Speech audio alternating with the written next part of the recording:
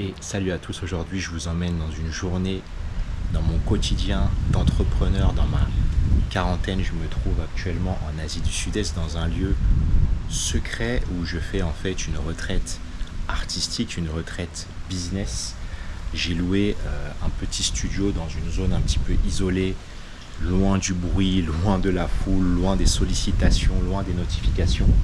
Et je passe une semaine pour travailler sur des activités artistiques, travailler aussi sur mes business en ligne, mais aussi pour régénérer mon énergie, prendre du temps pour moi, faire ce que j'aime, apprécier la nature, me balader, bien manger, faire du sport. Là, la quarantaine, j'ai l'impression que beaucoup d'entre nous abandonnons parce que la vie passe tellement vite et on se dit oh là là, physiquement 40 ans ça y est c'est fini, mentalement c'est fini, en termes de travail c'est fini, les nouveaux projets c'est fini. Moi je vois les choses totalement différemment. Tu sais, là je suis rentré dans ma quarantaine très récemment et c'est ma zone de génie, c'est ma zone de puissance. Je me sens beaucoup plus fort par rapport aux expériences de vie que j'ai vécues, par rapport aux échecs, par rapport aux réussites, par rapport aux relations professionnelles, personnelles. Et dans ces 10 prochaines années, je vais essayer vraiment de prendre finalement les leçons que j'ai tirées pour avancer au maximum sur des nouvelles choses. Et par rapport aussi au fait que on n'est que des humains, on est vulnérables, on vieillit, etc. Tu sais, depuis que je voyage et même lorsque j'habitais en France, j'essaye au maximum de garder un certain nombre d'habitudes et j'espère que certaines de ces habitudes pourront t'inspirer. C'est des habitudes qui sont un socle pour moi, qui me permettent de rester ancré. L'alimentation, le sport, le bien-être et de ne pas devenir une âme perdue. Je l'ai déjà dit sur cette chaîne YouTube, il est très facile de devenir une âme perdue dans le monde moderne, que tu sois en France ou que tu souhaites déménager, etc. On peut vite se perdre avec le brouhaha, la sollicitation, avec tout ce qui se passe, on peut vite oublier qui on est.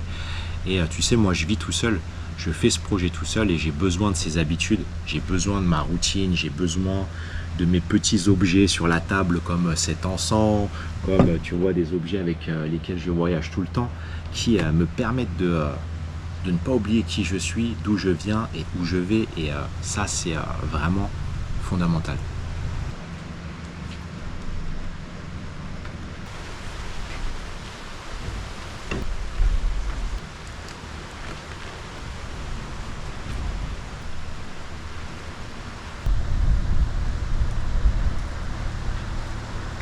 Et voilà, ce matin, pour cette retraite artistique business, je fais un petit atelier créatif. J'ai posé ma caméra sur le pied.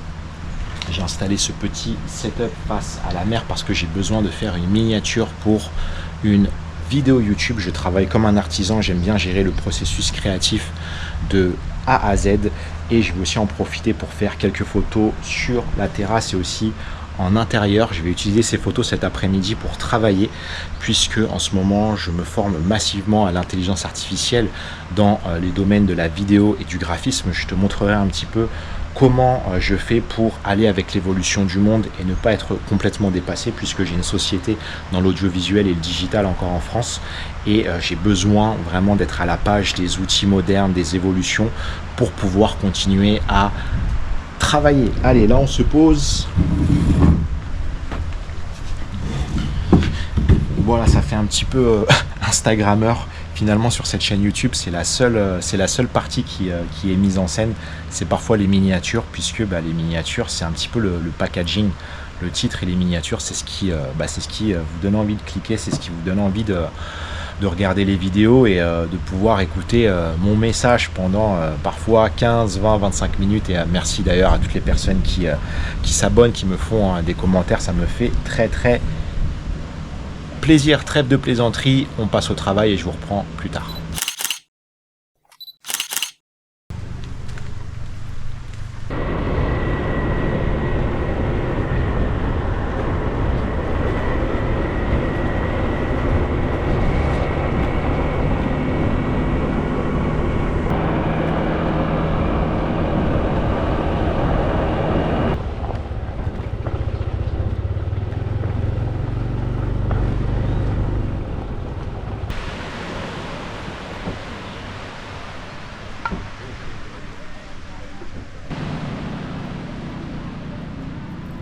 Nous venons d'arriver à Soul Fitness Studio.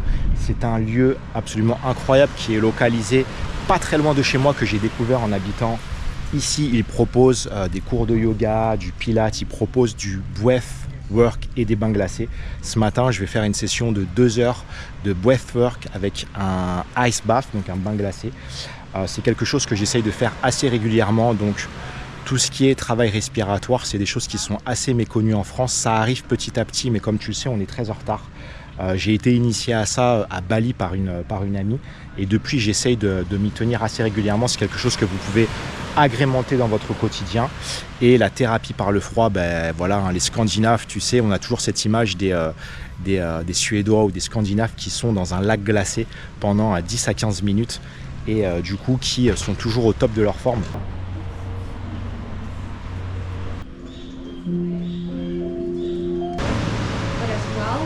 Focusing and for like more of the meditation part of it is really good to listen to something guided when you're in the bath as well. Right, so what I'm doing here now is I'm putting this measure tape around. You can do this in front of the mirror or and now I want you to take a deep breath in as much as you can. Just breathe in fully all the way, good, and then you breathe out everything that you can. Empty yourself.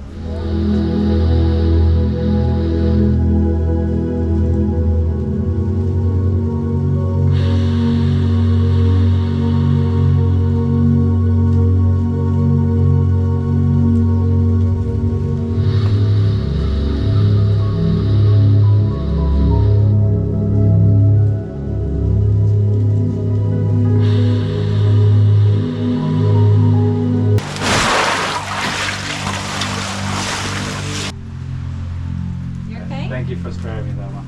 And we start breathing in 3, 2, 1.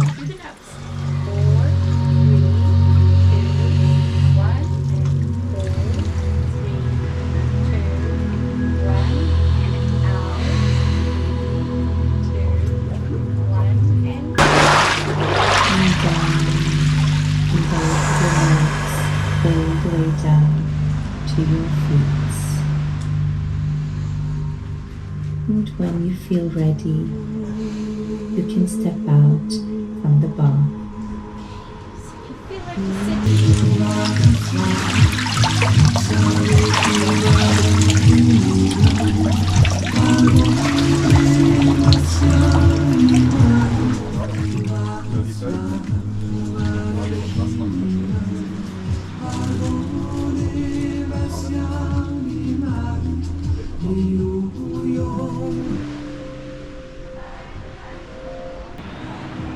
Ça fait vraiment du bien d'avoir un petit peu de soleil après le bain glacé, 10 minutes de bain glacé plus tout le travail respiratoire.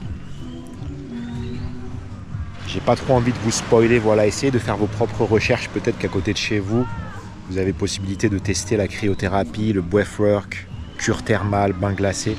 Vous verrez les bienfaits par vous-même.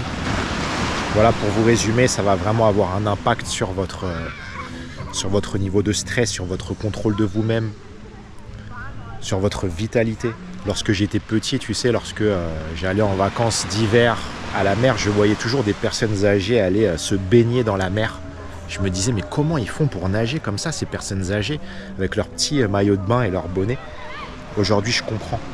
Ça a vraiment un bienfait incroyable sur ta santé. Ça te permet vraiment de garder un très haut niveau de vitalité.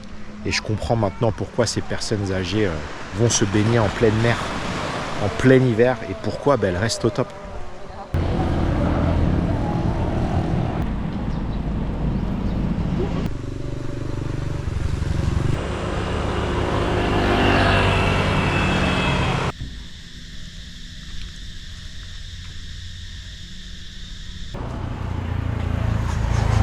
Adika.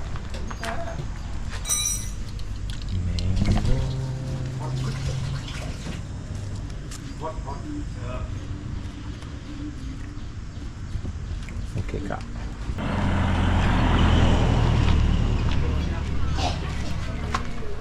Adika.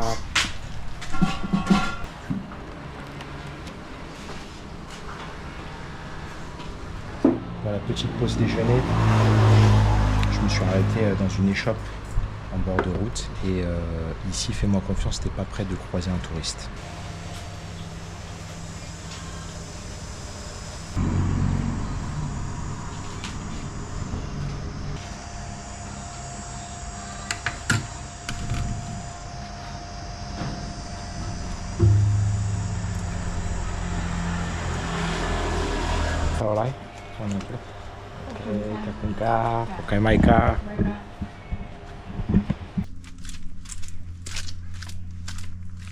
Voilà, j'ai mis mon costume de travail et on va tout de suite au bureau sur la terrasse. Et je te montre un petit peu, en fait, c'est ce que je fais depuis de longues années. En fait, à chaque fois que je pars en voyage, j'ai toujours une rallonge comme ceci que je connecte à la prise électrique à l'intérieur. Et ça me permet tout simplement d'avoir mon bureau voilà, sur la terrasse. J'aime beaucoup bosser en extérieur. Ben, finalement, qu'est-ce qu'on fait quand on vit à l'autre bout du monde comme ça? Quelles sont les solutions pour faire de l'argent, etc. Il y a tellement de business models que c'est pas facile de s'y retrouver. J'ai pas la vérité absolue, surtout si vous avez plus de 40 ans et que vous êtes un petit peu fatigué, que vous avez de la charge mentale, que vous ne savez pas quoi faire pour vous reconvertir, que vous êtes un petit peu perdu dans cette nouvelle ère. Je pense qu'il faut comprendre 3 choses. Je vais me baser sur mon expérience personnelle. Aujourd'hui, tu sais, j'essaye de développer plusieurs activités qui touchent à des domaines différents. La première, c'est l'humain. Donc c'est finalement tout ce qui va toucher à l'humain. Donc tu sais, un humain aura toujours besoin d'un autre être humain. Tu vas aller chez le psychologue, tu vas aller chez le docteur pour soigner tes problèmes de santé, qu'ils soient physiques ou mentaux. Sur cette chaîne, par exemple, je fais du partage d'expériences. J'aide les gens à se repositionner, se reconstruire, expatriation, reconversion professionnelle.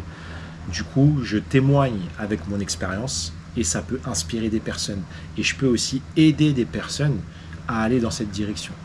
Et ça, le travail humain ne sera jamais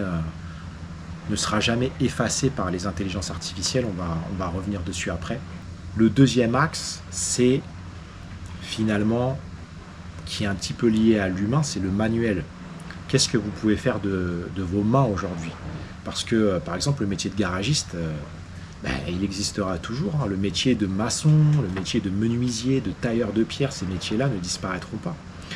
Tu sais, il y a 3 ans, j'ai investi dans une licence d'instructeur de plongée. Et j'ai vraiment hésité avant de le faire. Je m'étais dit, oh la vache et tout, je vais bientôt avoir 40 balais, je suis trop vieux pour faire ça, etc. Et je l'ai fait. J'ai investi presque 5 à 6 000 euros pour pouvoir arriver au top niveau. Donc c'est pas rien, 5-6 000 euros, il faut quand même les sortir de sa poche, notamment lorsque tu voyages, tu as plein d'autres frais. Et au début, j'ai regretté, je me suis dit non, mais je vais pas l'utiliser, etc. Et puis là, avec l'avènement de l'intelligence artificielle, je suis content d'avoir un métier manuel, un métier qui allie manuel et humain, qui ne pourra pas être remplacé par un robot. Instructeur de plongée, tu peux pas le remplacer, tu vois, par un robot. Professeur des écoles, ça peut pas être remplacé par un robot. Donc vraiment, tout ce qui va être les métiers manuels qui mélangent de l'humain, c'est des filières sur lesquelles il faut investir. Alors évidemment, tu vas me dire, tu peux pas être garagiste à l'autre bout du monde. Mais en cogitant un petit peu, en apprenant une langue étrangère, en se formant un petit peu à d'autres choses, il est possible de faire des métiers manuels à l'étranger. En Australie, au Canada, dans certains pays, ils sont très en demande de certains métiers. Donc il faut faire les recherches, apprendre des langues étrangères et ensuite essayer d'avoir une plus-value. Voilà, vous parlez l'espagnol et le français, vous avez une compétence manuelle particulière dans un pays, ça peut vraiment être une très belle porte de sortie. Et finalement, le troisième axe, c'est pas la plaie de ce monde, mais c'est l'intelligence artificielle. C'est pas une plaie, mais c'est une plaie pour beaucoup parce que y a des gens qui sont licenciés, qui perdent leur travail. Et si toi, tu as grandi années 70, années 80, etc., tu le sais qu'on n'a pas connu Internet, on n'a pas connu les téléphones et on a vu l'évolution du monde. Tu vois, on a eu l'internet, ensuite on a eu les réseaux sociaux, et maintenant voilà, le nouveau truc c'est l'intelligence artificielle. Voilà, moi mon business plan aujourd'hui c'est finalement comment utiliser l'intelligence artificielle dans mon business et pouvoir le vendre. Voilà, c'est la question simple que je me suis posée, et tu peux te la poser, peu importe la compétence que tu as, comment tu peux greffer de l'intelligence artificielle à ton business. Peut-être que parfois tu as l'impression de faire quelque chose qui ne fait pas sens pour toi, mais tu bosses dans une société, donc tu as la connaissance d'un marché précis. Il faut te demander comment une IA va pouvoir aider le marché dans lequel je travaille et comment je vais pouvoir vendre quelque chose avec ça. Par exemple, je travaille dans l'audiovisuel, donc aujourd'hui le truc c'est que filmer des vidéos, tu sais, avec une caméra, petit à petit c'est remplacé par quoi? Par des intelligences artificielles qui créent les vidéos à partir de prompts. Donc je fais 1 heure de veille IA tous les jours pour me former à ces outils-là, pour dans peut-être 4-5 mois pouvoir vendre ça avec ma compagnie, et dans 2, 3, 4 ans être encore en fait dans l'air du temps et être positionné non pas comme le numéro 1 du marché, mais comme un prestataire qui comprend comment utiliser les outils et qui peut survivre au monde moderne.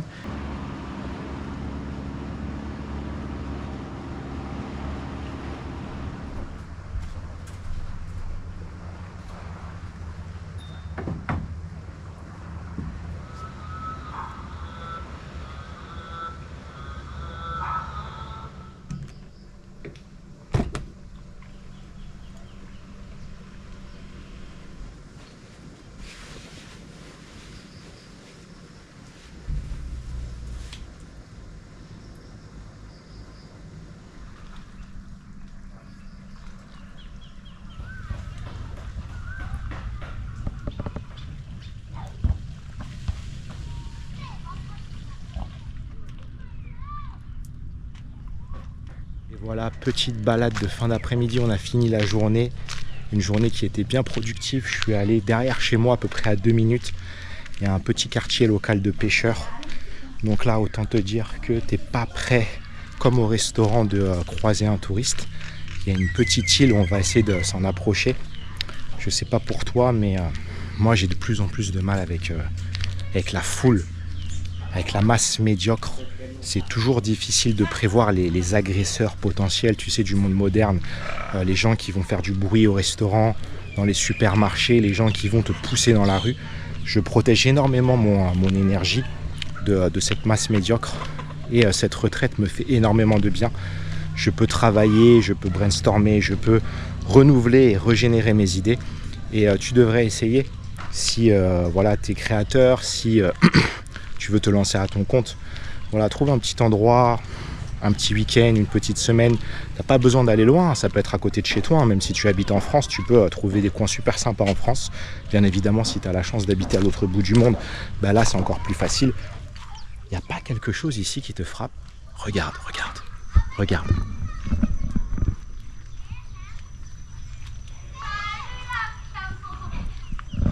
Il n'y a pas quelque chose qui te frappe?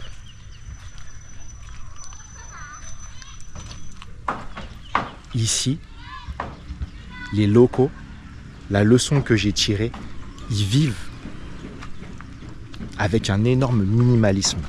C'est extrêmement inspirant, notamment lorsque tu viens d'Occident. Le minimalisme matériel, ça ne veut pas dire qu'ils n'ont rien, qu'ils sont pauvres et qu'ils crèvent de faim, mais ils vivent avec très peu. Ils ont des petites maisons et ils sont très bien comme ça, avec leur famille, avec leurs enfants, et ils n'ont pas besoin de plus. Souvent, ils vivent de la pêche, ils vivent un peu du tourisme, ils ont des petits business locaux, mais pas besoin d'avoir une maison immense avec une piscine, 3 voitures, 2 motos. Minimalisme matériel, et c'est très inspirant. Vivre avec peu, juste avec ce dont tu as besoin. Le deuxième point sur le minimalisme, c'est finalement ce que j'ai appris chez ces locaux-là, c'est le minimalisme relationnel. Et c'est pour ça que je te disais, j'ai vraiment du mal à me mélanger de plus en plus, parce qu'à chaque fois que je suis allé dans ces zones-là, ce sont des gens souvent qui vivent en petits clans, en petite communauté, tu sais, et toute leur vie, c'est comme ça. Et au début, je ne le comprenais pas, et avec le temps, je le comprends de plus en plus. Ce ne sont pas des gens qui se mélangent à des gens qu'ils ne connaissent pas trop. Ils ne cherchent pas forcément à élargir leur cercle. Ils restent comme ça, chez eux, en espèce de tribu. Et je trouve ça inspirant, là où nous, en Occident, on est toujours à vouloir plus de rencontres, plus de relations amoureuses, je prends, je jette. Et ce minimalisme relationnel, en tout cas chez la plupart des locaux comme ça, qui vivent dans ce genre d'endroit, ça m'a vraiment beaucoup inspiré. La dernière chose, c'est est-ce que tu crois que ces personnes-là vont faire le tour du monde? Est-ce que tu crois que ces personnes vont monter des business en ligne sur l'intelligence artificielle? Non. Et ça, c'est aussi inspirant quelque part parce que ce sont des gens qui ont un minimalisme de vie général. Ils ne cherchent pas plus parce qu'ils ne peuvent pas. Ils ne pourront pas avoir un visa pour aller aux États-Unis ou voyager en Europe. Tu vois, Internet, ils connaissent un petit peu, ils ont des téléphones. Mais honnêtement, ils ne sont pas trop connectés non plus au monde moderne. Ils ont un minimalisme aussi sur ce qui se passe, tu vois. Ils ne sont pas au courant de la guerre, des expatriés, des influenceurs à Dubaï, de tous les problèmes du monde. Et ça fait du bien. Ce ne sont pas des incultes, mais déjà, ils essayent de régler leurs problèmes au sein de leur foyer, au sein de leur village, au sein de leur tribu. Et ça fait du bien et ça m'inspire beaucoup. Tu sais, ça me rappelle que chez nous, on est tellement des petits cons prétentieux avec des cuillères en argent dans la bouche. On grandit dans l'opulence, on a tout ce qu'on veut. Et moi aussi, je suis comme ça. Je suis qu'un petit con qui voyage, qui a tout ce qu'il veut. Et j'essaye de m'inspirer un peu de ce genre de lifestyle, tu vois. Plus simple, plus minimaliste, moins de possessions matérielles, moins de relations, moins de projets dispersés pour avoir quelque chose de plus ancré avec ce que je veux. Et je pense que c'est un peu la clé du bonheur.